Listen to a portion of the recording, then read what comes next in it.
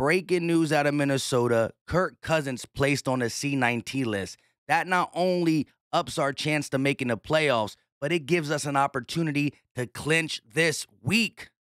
This is Philly Talk with Philly Mike. Talking Sixers in the Bird Gang, that's our life. Competition, we ain't scared, yeah, that's what we like. Win or lose, you know we showing up and we gon' fight. You see we strive for the sky every day that go by. And every single week we screaming fly, Eagles fly. This is Philly Talk with Philly Mike, yeah. This is Philly Talk with Philly Mike, yeah. What is going on, everybody? I go by Philly Mike, and this is the Philly Talk podcast. And before we get into it, I want to wish you and your family a happy New Year's. You probably won't see Philly Mike until the year 2022, and that probably will be a live stream. Yes, Eagles, Washington, with a chance to clinch a playoff spot. Be there. You know how we get in the live play-by-plays. But we got to talk about injuries for the Eagles. Not much, but one big one who I thought was going to play is still questionable. And Washington got some key guys out, not only on offense, but on defense. But before we get into that, Eagle Nation, help your boy out and hit that like button. Subscribe if you are new, and ding that notification bell so you know when these videos drop. This is the last one of the 2021 year. Keep that roots going, baby! One, two, three, roots! Let's start 2022 right by clinching the playoffs. And let's get into the Washington football team injuries before we talk about Kirk Cousins and Minnesota. But, wow, Antonio Gibson. This is not an injury, but he got placed on C19 list. Just got placed today on the C19 list. Now, again, you saw how quick Nick Sirianni got off it. If they're vaccinated, as long as they test negative prior to the game, they could play. Some people beat this thing pretty quick, a la Nick Sirianni. So I wish him a speedy recovery because I don't like to see anybody miss for that, especially when we're playing against them. And if you look at the other Washington injuries, it is cornerback William Jackson III out. And that is big because he pretty much shadowed Devontae Smith that whole game. Now, Devontae did get him a couple times, but with him not shadowing Devontae Smith, talk about eating and passing Deshaun Jackson's rookie record. He only needs, 90 yards, 80, 90 yards in the next two games. William Jackson III not playing. He might get it this game as we clinch. Also questionable Montrez Sweat, Curtis Samuel, and defensive end James Smith-Williams with an illness. We about to see. Now, earlier this week, I did say Jordan Howard looks like he's going to play.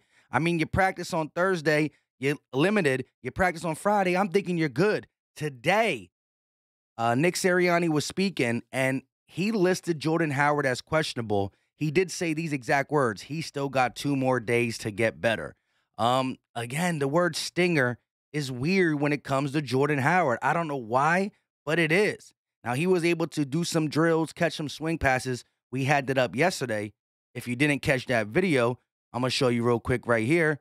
Nothing crazy, just catching swing passes from Jalen Hurts. But this was Thursday. I don't know what he was able to do Friday, and I'm thinking, okay, he got to be able to play. But he still got 2 more days, as Nick Sirianni said, so we will see about that. Now, let's talk about this Kirk Cousins stuff because although we got to take care of our own food, and I don't really care about anybody helping us because if the Eagles do what they need to do, then everything is good. But Kirk Cousins being an unvaccinated player and catching it now, he's not only going to miss his Packers game, he has a chance to miss next week's game too, which will be against the Bears. And this is our main threat at overcoming us if we would lose a game, if Dallas will play their starters at the end and take our spot.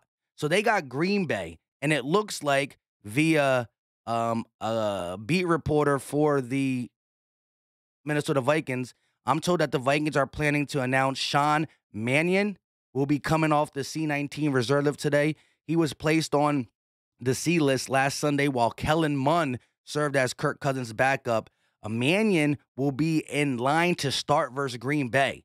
That's crazy because when you look at his stats, shout out to Thomas Peterson, Vikings appear to be starting Sean Mannion, whose check notes has been in the league since 2015. He's been on 3 different teams, 2 career starts, 384 passing yards, 0 touchdowns, 3 3 interceptions, and 4 fumbles. That is the guy that got to go against Green Bay and Aaron Rodgers. Now, the funny thing is, early in the offseason, Chris Sims put out a top 40 list, right? Jalen Hurts didn't even make the list. Well, he got his team 8-7 with a chance to clinch playoffs against the Washington football team this week. However, look at number 37. Bing, bing, bing, bing, bing, bing, bing, bing. 37, according to Chris Sims, is Kellen Mond, the rookie that was drafted to the Minnesota Vikings. Looks like Mike Zimmer and the staff don't trust Kellen Mond to play this game as a backup rookie. I don't know. You tell me.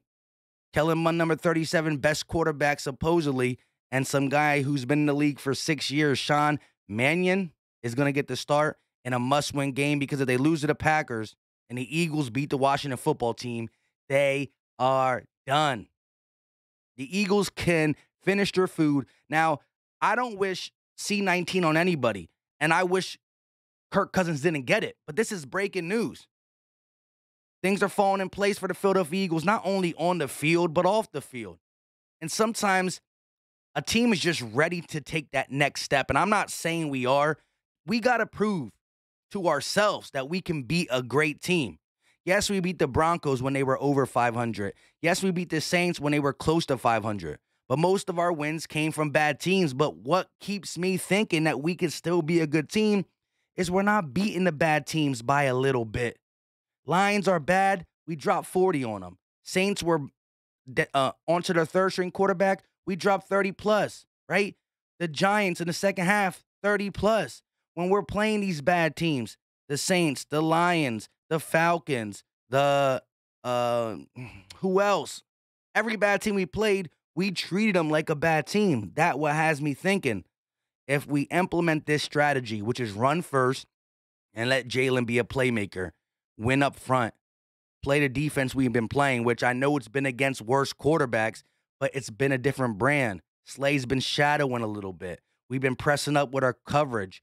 We send some type of unique blitzes, right? Even though we're not getting many sacks, we only have 25 on a year, which is probably in top 5 worst.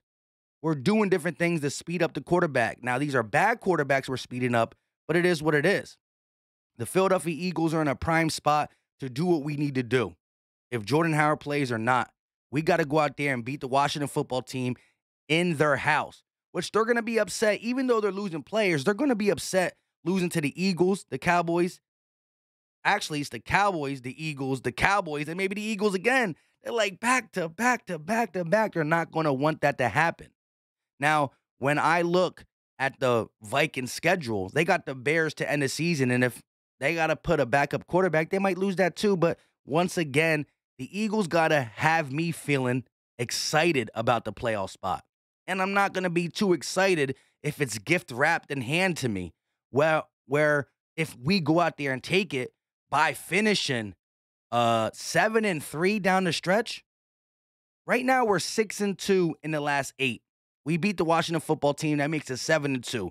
Whether we beat the Cowboys or not, 8-2, 7-3 down the stretch is what I want to see.